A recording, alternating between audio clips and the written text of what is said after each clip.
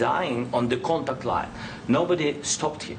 You know that we had conversations with him, a lot of conversation, my bilateral conversation, and we signed with him, me, like a new president. In 2019, I signed with him the deal. I signed with him, Macron and Merkel, we signed ceasefire. Ceasefire. All of them told me that he will never go. We signed him with gas contract. Gas contract. Yes, but after that, he broken this ceasefire. He killed our people and he didn't exchange prisoners. We signed the exchange of prisoners, but he didn't do it. What kind of diplomacy, JD, you are speaking about? What do you mean? I'm talking about the kind of diplomacy that's going to end the destruction of your country. Yes, but if you Mr. President, with respect, I think it's disrespectful for you to come into the Oval Office and try to litigate this in front of the American media. Right now, you guys are going around and forcing conscripts to the front lines because you have manpower problems. You should be thanking the President for trying to bring it into this conflict. Have you ever been to Ukraine that you say what problems we have? I have been to. Come once. I've actually watched and seen the stories, and I know what happens is you bring them on a propaganda tour, Mr. President. Do you disagree that you've had problems bringing people into your military? And do you think that it's respectful to come to the Oval Office of the United States of America and attack the administration that is trying to prevent the destruction of your country? A lot of questions. Let's start from the beginning. Sure. First of all, during the war, everybody has problems, even you, but you have nice ocean and don't feel now, but you will feel it in the future. God bless. You don't know that. God bless. God bless. You will not have a war. Don't tell us what we're going to feel. We're trying to solve a problem. Don't tell us what we're going to feel. I'm not telling you. Because you're in no position to dictate that. That's exactly what you're doing. You're in no position to dictate what we're going to feel. We're going to feel very good. You will feel influence. We're going to feel very good and very strong. You will feel influence. You're right now not in a very good position. You've allowed yourself to be in a very bad position, and he happens to be right about it. From the very beginning of the war. You're not in a good position. You don't have the cards right now. With us, you start having cards. Right now, you don't. You're playing cards. You're playing cards. You're gambling with the lives of millions of people. You're gambling with World War III. You're gambling with World War III. And what you're doing is very disrespectful to the country, this country, that's backed you far more than a lot of people said they should have. Have you said thank you once? This entire meeting? No, in this entire meeting, have you said thank you? Today. You went to Pennsylvania and campaigned for the opposition in October. Offer some words of appreciation for the United States of America and the president who's trying to save your country. Please, you think that if you will speak very loudly about the war, you can... He's not speaking loudly. He's not speaking loudly. Your country's in big trouble. Can I answer? Wait a minute. No, you've done a lot of talking. Your country is in big trouble. I know. You're not winning. You're not winning this. You have a damn good chance of coming out okay because of us. Mr. President, we are staying in our country, staying strong from the very beginning of the war. We've been alone, and we are thankful. I said thanks in this cabinet, and not only in this cabinet. We gave you, through this stupid president, $350 billion. You voted we gave for you your military equipment, and your men are brave, but they had to use our military. If you didn't have our military equipment, this war would have been over in 2 weeks. In 3 days. I heard it from Putin. In 3 days. This is something maybe new. Less. In 2 weeks. Of course, yes. It's going to be a very hard thing to do business like this. Again, just say thank you. I said a lot of times to American people. Accept that there are disagreements, and let's go litigate those disagreements rather than trying to fight it out in the American media when you're wrong.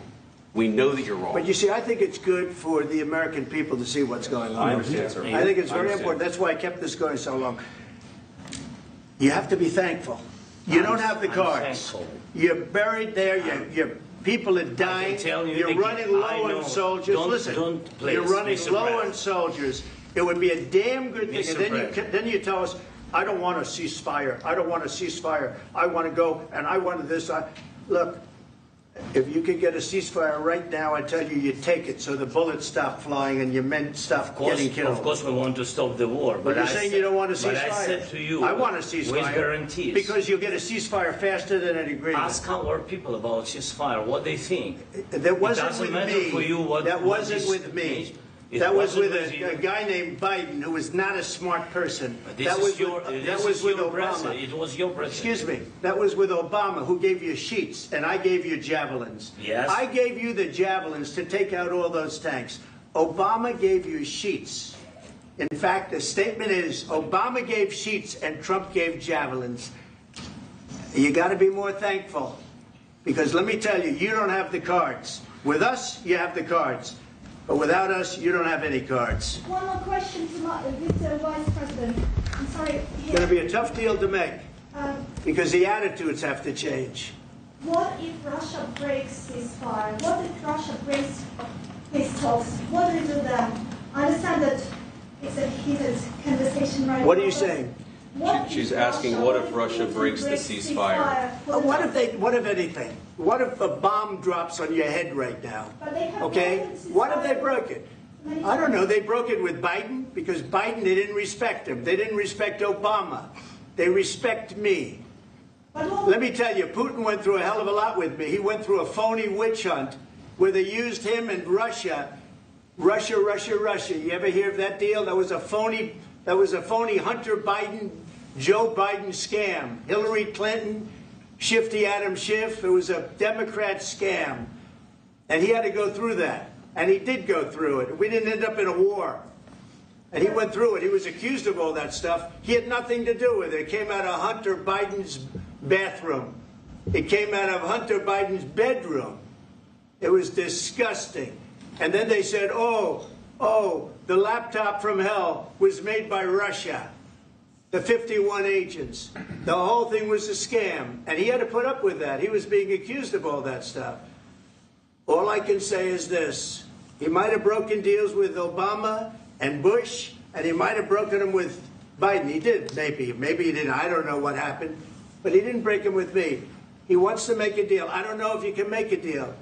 The problem is, I've empowered you to be a tough guy. And I don't think you'd be a tough guy without the United States. And your people are very brave. But you're either going to make a deal or we're out. And if we're out, you'll fight it out. I don't think it's going to be pretty, but you'll fight it out. But you don't have the cards. But once we sign that deal, you're in a much better position. But you're not acting at all thankful. And that's not a nice thing. I'll be honest, that's not a nice thing.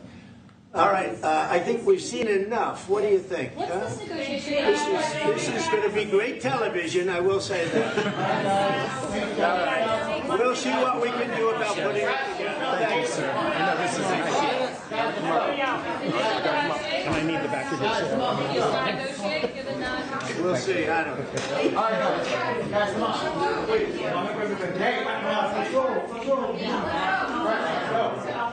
Guys, come on. Let's move.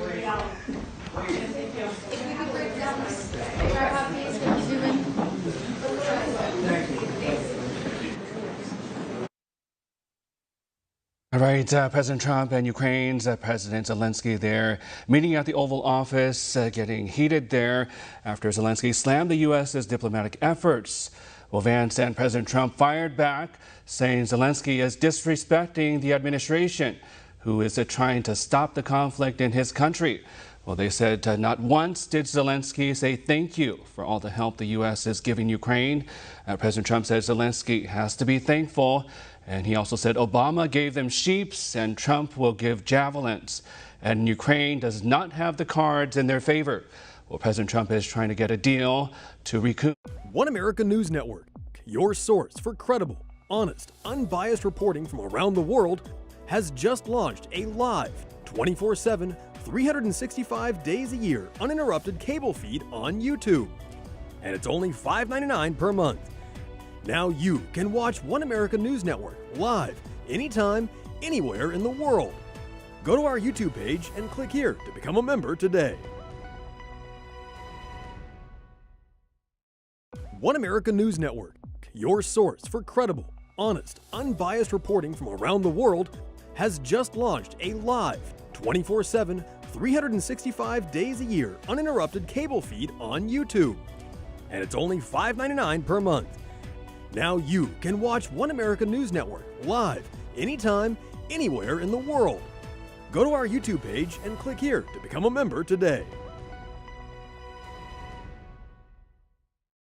One America News Network, your source for credible, honest, unbiased reporting from around the world, has just launched a live, 24/7, 365 days a year uninterrupted cable feed on YouTube.